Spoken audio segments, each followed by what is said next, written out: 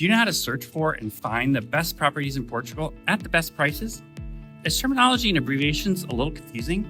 Well, keep watching while you check out my tour of Belém with the top tips and secret decoder ring to help you make the most of your Portuguese online real estate shopping experience.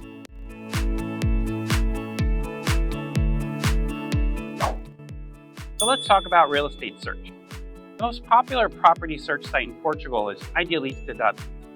It's probably the most comprehensive Zillow-like website and has more listings than other sites. It's not nearly as comprehensive as Zillow, but it's a decent first step resource. You'll also run across sites like Imo Virtual, Casa Sapo, Casa Yes, and lots of broker sites. So let's jump into a few tips of what to see when you get to these sites. T means bedrooms. T1 is 1 bedroom, and T2 is 2 bedrooms. Now you may see a plus following the bedroom count. T1 plus 1, or T2 plus 2, for example. The number following the plus is considered another room, but for some reason it's not considered a proper bedroom. Perhaps it's too small, or it's an interior room and doesn't have a window. Most reputable agents will call this a plus 1. It doesn't make it less usable for something like a nursery or an office, playroom, or whatever, nor does it mean it's illegal or unpermitted. It just isn't a proper bedroom. So bathrooms are casas de baños, or casa de baño if there's just one. Dimensions are in square meters, not square feet. A rough calculation is to multiply the square meters by 10, and you get a pretty close square footage reference.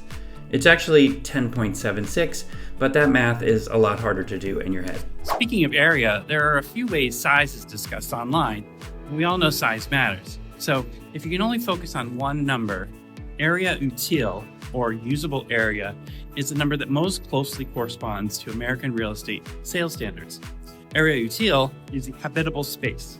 Think of this as the area that could or would be heated or cooled. Now, area bruta, or area total, are also referenced oftentimes, but they're more like architectural dimensions. So think of that as the total space that belongs to the property. This would include outdoor space, garages, storage, and things like that. Now, the garden level, or ground floor, is considered floor 0. They call it the residential, or RC. The first floor in Portugal is really the second floor in the United States. Basements are -1, -2, depending on relation to the entrance. You don't see unit numbers too often, unless the building is very large.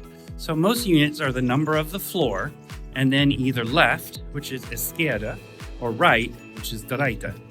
This can be a little confusing at first, but remember the direction is based on the stairs and how you land on the floor. So a duplex is a 2-story unit, not a 2-unit building, and a triplex means a unit with 3 levels. Now, exact addresses are not reliable, and they're actually rarely shared online. This is due to the lack of exclusivity with listings, which creates some unfortunate protectionist behavior. Now, search sites in Portugal operate a little differently from consumer portals that most US consumers are used to. Mainly, there's no source MLS from which to pull the data, so it's not uncommon for the same property to be listed with multiple agents, oftentimes with different prices, photos, descriptions, and sizes. Now, as different as these things are probably from what you're used to, it's perfectly normal here, and we can help you navigate through all of this. To get more tips like these and exclusive access to all your questions answered, sign up at our website, portugalstepbystep.com, or just like and subscribe to keep the content coming. See you next time.